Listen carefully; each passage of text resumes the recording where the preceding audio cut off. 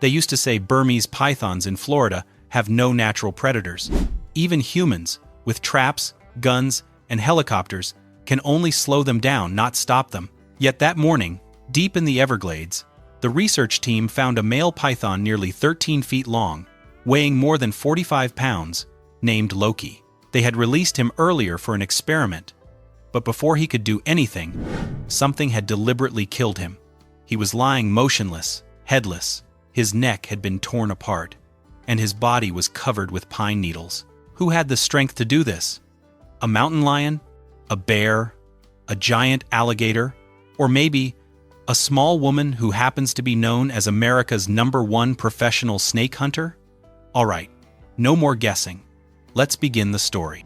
But before we dive into the strange death of Loki, we need to understand why Burmese pythons have become the greatest ecological disaster in Florida's history. No one knows how the first one appeared. The earliest records from the 1930s show only a few scattered individuals, but by the 1970s, everything exploded. Florida had become the capital of exotic pets: monkeys, Amazon parrots, South American lizards, and especially Burmese pythons. Beautiful, gentle when young, with golden brown patterns like silk. Then, they grew up. An adult can reach 13 to 16 feet in length and weigh 45 to 90 pounds, far too huge for a living room or a glass tank. Thousands of people chose the simplest solution: release them into the Everglades, a place with warm weather, shallow water, endless hiding spots, and practically no predators. In 1992, Category 5 Hurricane Andrew destroyed Miami and accidentally triggered the largest mass escape in history. A reptile breeding facility was wiped out, releasing hundreds of baby pythons. An FWC official admitted in The New Yorker, "That was the moment we lost the fight without realizing it." By 2000, Burmese pythons were confirmed to be breeding successfully in the wild. By 2010, their numbers exceeded 30,000. Of course, humans didn't just stand there, but we hesitated and moved far too slowly. It wasn't until 2017 that the U.S. finally banned nationwide importation of invasive species, along with programs like the Python Challenge, paying hourly rates and offering prize money based on record size, with the highest reward reaching $30,000. From 2017 until now, more than 14,000 pythons have been removed. But it's still nowhere near enough, because their reproduction rate is faster than the rate at which humans can find them. Estimates range from 30,000 to more than 300,000 animals. No one can count them. In the Everglades, they grow faster, grow larger, and become even more terrifying than in their native habitat in Southeast Asia. Many individuals reach 20 feet in length, weigh as much as a cow, and move as silently as a ghost. In a study published in Reptiles and Amphibians, scientists measured the gape size of 3 pythons and discovered something that would send chills down any expert's spine. The smallest python was swallowing an entire deer weighing 77 pounds. Their mouth opening can reach up to 10 inches, roughly the diameter of a standard dinner plate. But the truly horrifying part is inside. A python's heart can expand by 40% right after a meal to pump blood for digestion, while its digestive enzymes increase 40-fold, turning its entire body into a giant furnace of energy. They do not choose prey selectively. To them, any vertebrate animal is a valid meal. A National Geographic biologist once said, "They eat anything with a backbone." The numbers prove it. Burmese pythons have preyed on at least 24 species of mammals, 47 species of birds, and many native reptiles from marsh rabbits, raccoons, and foxes to even alligators. And sometimes, you'll witness alligators and pythons wrestling each other to the death, like a prehistoric battle. The result of this domination is a complete ecological collapse. A 2012 study documented a 90% drop in raccoons, near extinction of marsh rabbits, over 99% disappearance of possums across their range, and dangerously sharp declines in foxes and ground-nesting birds. And you should also know, the Everglades is not just a swamp. It is the largest natural water filtration system in the United States, supplying clean water to more than 9 million people. When the food chain collapses, the entire system begins to shift. Alligators lose their food sources, birds of prey disappear, and the wetlands start degrading from the inside out. For years, scientists believed Burmese pythons in Florida had no natural predators, So the researchers had to experiment on a python themselves, the one they named Loki, the character at the beginning of our documentary. The scientists didn't choose Loki by accident. He was a strong, healthy male python with a wide roaming range, exactly the type USGS calls a Judas snake, meaning a traitor snake. During mating season, male pythons track female pheromones with remarkable precision. Researchers take advantage of this instinct. They attach a GPS device to Loki and let him lead them to places where females are guarding dozens of eggs. The mission was clear but extremely important. Find the nesting sites, record data, or destroy the eggs before an entire batch of new monsters hatches. Loki was the perfect undercover agent, and every GPS signal he sent was a clue. Until one day, the signal suddenly stopped. His body temperature dropped sharply. Loki had encountered something. This didn't look like an accident, and it certainly didn't look like a human trace. Then, the trail camera revealed the truth. The culprit returning to the scene was a bobcat, a wild cat weighing only 22 to 33 pounds, not even half a meter tall. Yet it had accomplished what Florida believed impossible, bringing down an adult python. Bobcats are easy to identify. A short tail with a black tip, spotted fur ranging from gray to reddish-brown, ear tufts, and distinctive facial markings. They usually live up to 14 years. Each cat has several safe spots, hollow trees, dense brush, or rocky crevices for shelter. Females stay within a small area of about 6 square miles, while males cover territories roughly 5 times larger. They regularly patrol their boundaries and leave signs like tiny flags. Their hunting mode activates at night. In summer, their prey includes rabbits, squirrels, and raccoons. In winter, it's birds, especially migratory birds. Sometimes bobcats even eat carrion. They act wisely and will never jump into a fight they cannot win. The problem is that pythons have taken over the very animals bobcats rely on. Rabbits, raccoons, birds, pythons are wiping out food sources, wiping out resources, and sometimes even eating bobcats themselves. After what happened to Loki, it became clear that bobcats are not only defending themselves, they can attack pythons.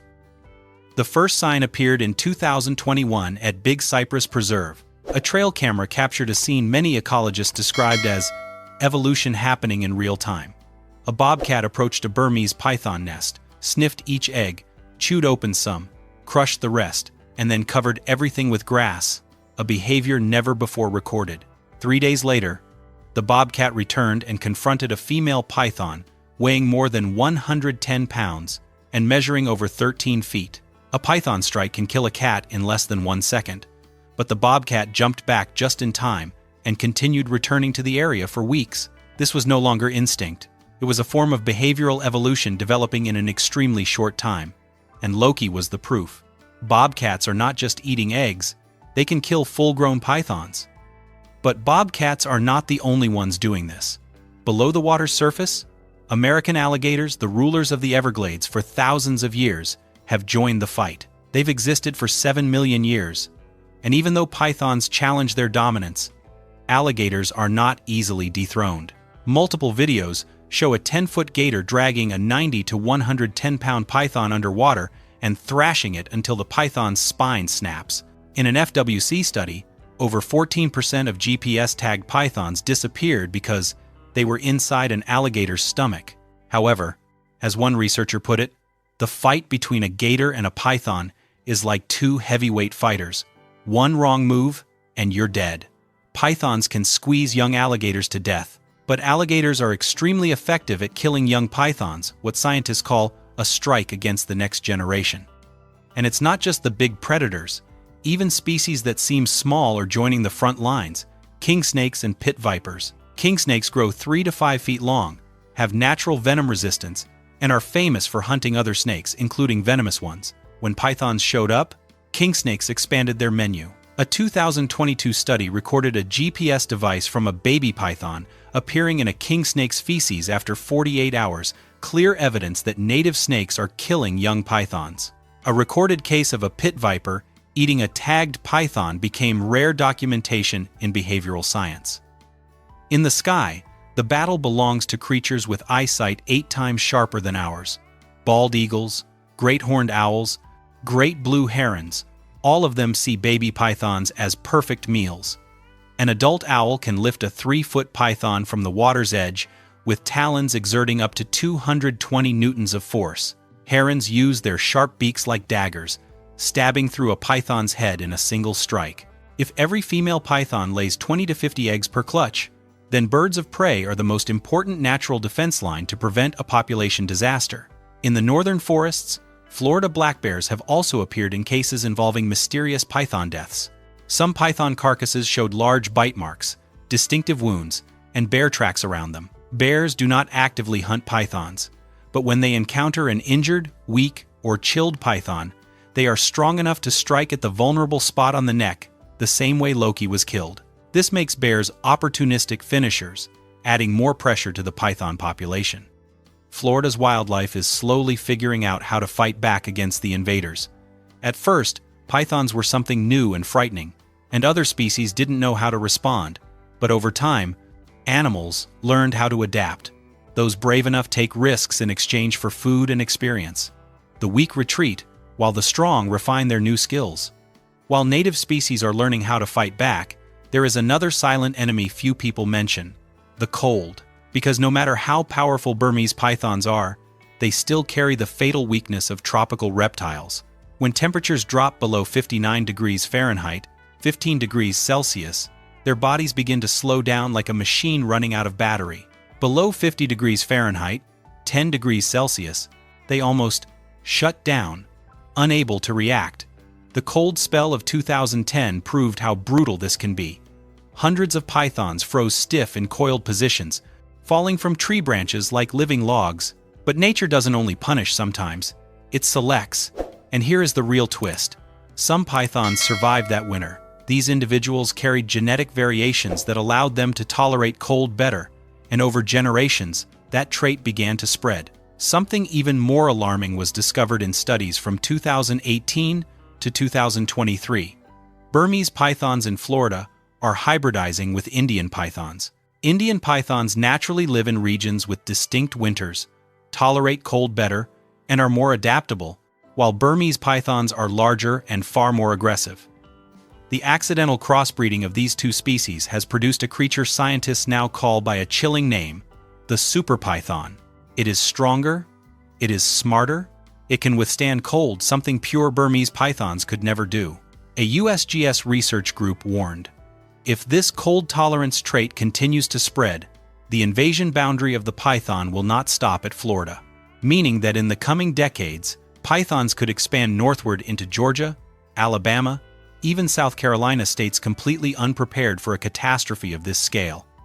As we've said, humans are not standing still, just a little slow. And in Florida, no one represents that effort more clearly than Donna Kalil, the small woman the American media calls the Burmese python's worst nightmare. Donna is no amateur. She is the first certified professional python hunter in the United States, a symbol of Florida's invasive species control program, the Python Elimination Program. More than 1,000 pythons have been taken down by her own hands. You didn't mishear that. We're not talking about gender equality here, but the truth is, many men are terrified just looking at these snakes, and she has eliminated over 1,000 of them. Donna grew up in a military family, which may explain why she is so tough. She was raised in the mangroves and humid swamps of South Florida. While other kids were afraid of snakes, she watched them as if reading an open book. When others played with dolls, she ran through streams, learned to identify animal tracks, and practiced how to survive. "I'm not afraid of the woods. The woods are my home," Donna once said in an interview. That explains why, when Florida called for hunters to join the pilot program in 2017, Donna didn't just apply, she stepped into it as if it were a mission she had prepared for her entire life. Out of thousands of applications, only 25 people were chosen, and Donna stood out the most. She had martial arts skills, lifelong hunting experience, deep knowledge of snakes, and she had already competed in python catching contests in Florida, and won. One FWC manager described her, "Donna is the kind of person who can jump into a swamp at midnight, alone, to face a 17-foot python without blinking." In just the first 3 months, Donna and her team captured 163 pythons, many of them over 16 feet long, and weighing more than 130 pounds. The results were so impressive that the Florida government immediately shifted the program from pilot to permanent. Today, the state has around 100 paid python hunters, but Donna remains the brightest star, the only one to surpass 1,000 pythons removed. What truly haunts American audiences is not the numbers, but the way she works. She drives a blue Ford F-150 with a custom-built steel observation platform mounted in the bed, tall, sturdy, designed by herself, allowing her to stand for hours in the darkness. What most people don't understand is this: python hunting is not a loud chase. It is a battle between light and darkness, between silence and instinct. It is about seeing what ordinary people cannot see. If you catch that flash of movement, Donna says, you have 3 seconds to recognize it's a python, and 1 second to decide whether to jump down and grab it. She often has to hunt for 10 hours straight just to find one snake. But when the moment comes, everything must be perfect. The steps, the speed, the angle of approach. One small mistake can get you bitten, constricted, or dragged underwater. In reality, after years of hunting, her body has grown used to injury. Donna has been bitten dozens of times, leaving hundreds of sharp tooth marks on her arms and legs. The scar on her right arm came from a nearly 13-foot python that tried to crush her bone.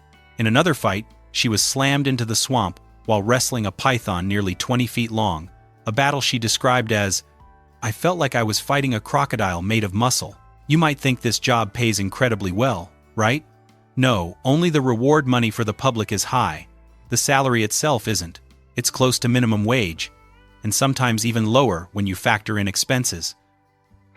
But money has never been Kalil's goal. She hunts to protect her home. It is grueling work, with countless empty nights and long stretches without a single sighting, but Kalil never quits. Even when she comes home empty-handed, she goes back out again. "We can't just do nothing," she says. But Donna is not fighting alone.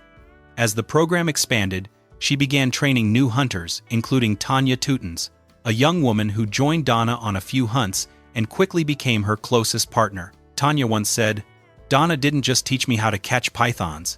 She taught me how not to be afraid of the dark." Donna's presence, along with the new generation of hunters, transformed public perception. Humans were no longer seen as helpless victims of an invasive species. They became the new predators, organized, skilled, and determined. One environmental journalist wrote, "If nature created the bobcat to attack pythons, then humans created Donna Kalil." Even though Florida has deployed hunters, set traps, attached GPS trackers, and launched dozens of control strategies, Burmese pythons continue to expand. Because of that, ecologists proposed an unexpected but science-based solution: releasing eastern indigo snakes back into the wild. This is not a reckless move, it is a strategy researched for more than a decade. The indigo snake is the longest snake in North America, harmless to humans but sitting at the top of the food chain in the world of snakes. They eat nearly every other snake species, including venomous rattlesnakes, thanks to natural immunity to venom and extremely fast strike speed. They do not constrict their prey, they swallow it alive immediately, making the hunt quick and low risk. Most importantly, indigo snakes specialize in hunting juvenile pythons, the stage where Burmese pythons are most vulnerable and where their invasive life cycle can be broken. In 2025, Florida carried out the largest reintroduction effort in history, releasing 42 indigo snakes into the longleaf pine forest, an area where the species had disappeared decades earlier. Something surprising happened only a few months later. Cameras recorded young indigo snakes, proof that they had successfully reproduced in the wild, a major milestone in conservation. Scientists consider this the most positive sign since the fight against pythons began. According to Ray Ashton, the lead researcher of the Species Recovery Project, the indigo snake is the best natural control tool Florida has ever had. The reason is that they are not an invasive species. They reproduce slowly, live solitarily, roam widely, and do not destabilize the ecosystem. On the contrary, they help restore it. In reality, indigo snakes do not attack adult pythons, and that is exactly what makes them useful. They focus on hatchlings, individuals that match their size and hunting capability. Some field surveys recorded indigo snakes eating several baby pythons in a single morning, greatly reducing the number that survived to adulthood. There is no evidence that indigo snakes are eaten by pythons in the wild, mainly because the two species avoid each other once pythons become large. Finally, even though bobcats have learned to hunt pythons, alligators have reclaimed their ancient dominance. Indigo snakes have been reintroduced as a kind of biological weapon, and hunters like Donna Kalil have eliminated more than 1,000 snakes. None of it is enough to keep up with the explosive reproduction of Burmese pythons. But the remarkable thing is that Florida has not given up.